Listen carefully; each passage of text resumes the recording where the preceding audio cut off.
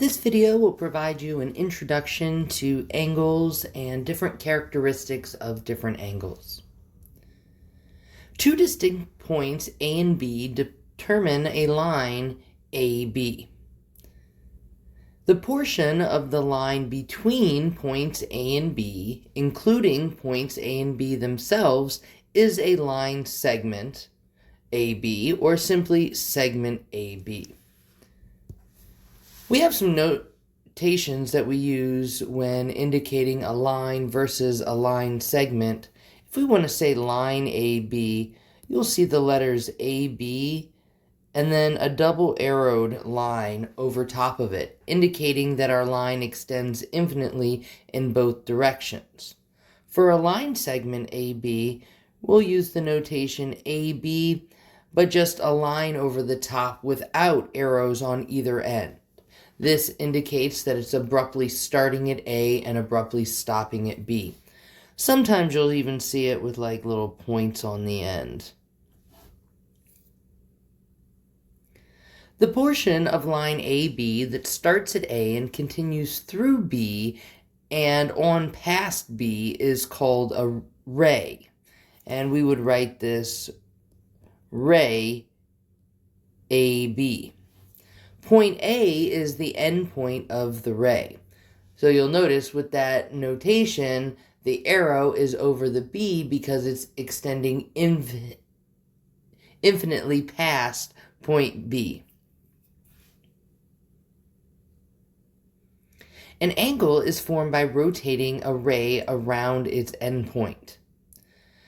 The ray in its initial position is called the initial side of the angle, while the ray in its location after the rotation is the terminal side of the angle. And the endpoint of the ray is the vertex of the angle. We're going to talk quite a bit about the initial side of an angle versus the terminal side of an angle. We start at the initial side, and then this ray rotates a set amount and stops, and where it stops is our terminal side.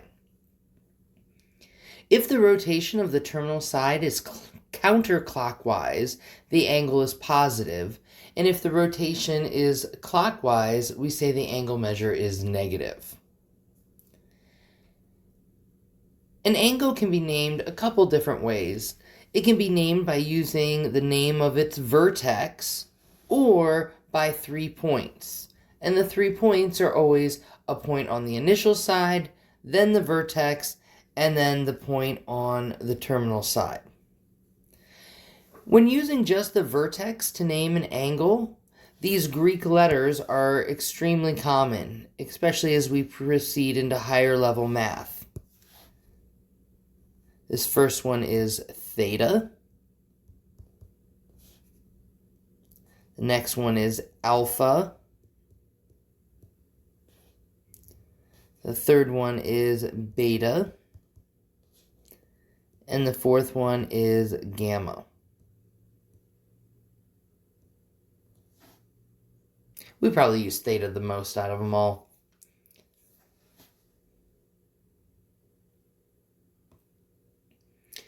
The most common unit for measuring angles is the degree. There are 360 degrees in a complete rotation of a ray. This implies that 1 degree is 1/360th of a complete rotation. We want to determine the portion of a complete rotation each of these angle measures make.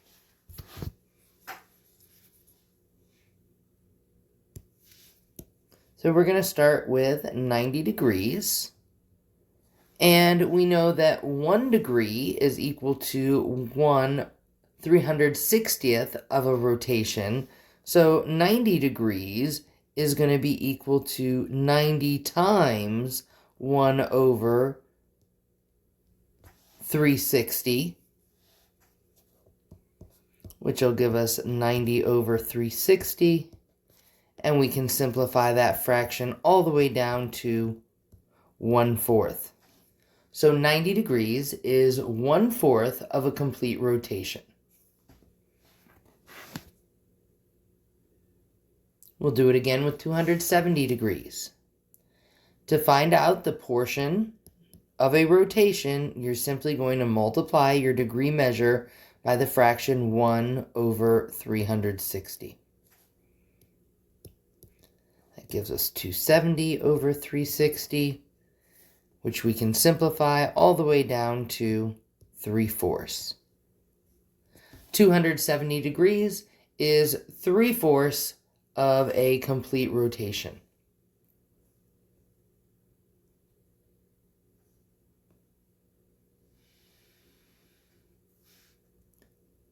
We have some specific angles that have specific names for them.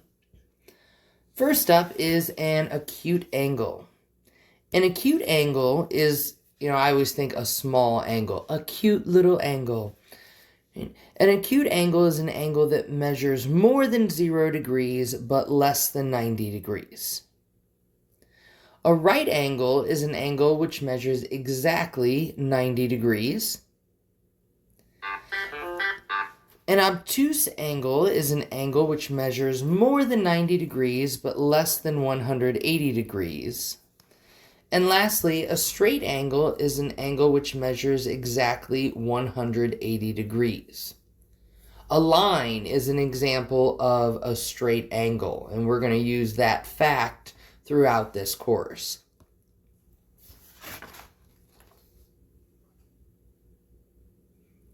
Our next types of angles are called complementary and supplementary angles. Complementary angles are angle pairs that have a sum of 90 degrees. They don't have to be adjacent, like right next to each other, and any two angles that add up to 90 degrees, like the angles to the right here, are considered complementary. Now, supplementary angles are angle pairs that have a sum of 180 degrees. Again, they don't have to be adjacent to each other, and any two angles that add up to be 180 degrees, we say are supplementary. To help me remember which one's which, right, so complementary is 90, and supplementary is 180. How I remember it is, C comes before S in the alphabet, so I consider that the little letter. So the little letter C goes with the little number 90. It's just something I use to help me remember which one's which. So let's find the complement of 47 degrees.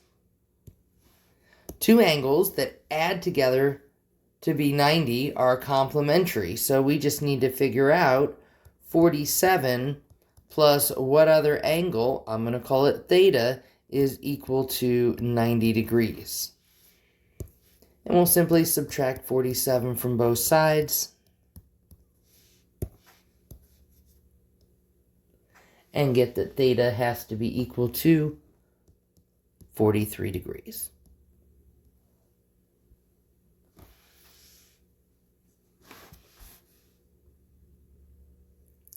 In our next example, we want to find the measure of two supplementary angles with measure 10m plus 7 and 7m plus 3 degrees.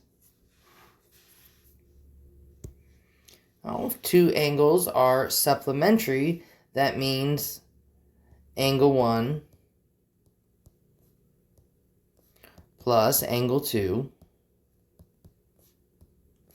equals 180 degrees.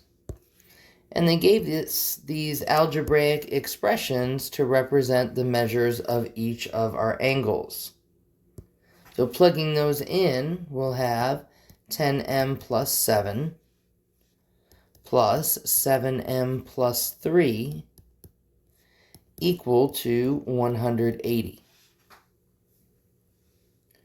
We will solve this equation for m and then take that m value and plug it into the given algebraic expressions and come up with the two exact angle measures. We have like terms that we can combine in our equation. 17m plus 10 equals 180.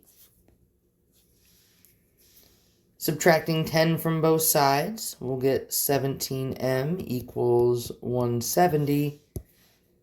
And then dividing by 17, we get m to be equal to 10. Now that we have this 10, we're going to plug it into these algebraic expressions that we were given to get the actual angle measures.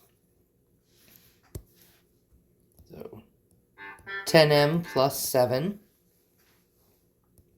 it's going to be 10 times 10 plus 7, gives us 107. And then our other angle,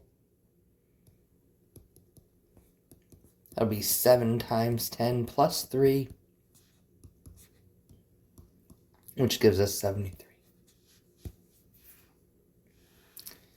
Now I would do a double check and just take 107 plus 73 and make sure I get a total of 180, and we do. One last thing to note in this video, there is a difference between an angle and the measure of an angle. An angle is the actual geometric object, while the angle measure is the number that represents the amount of rotation from the initial side to the terminal side.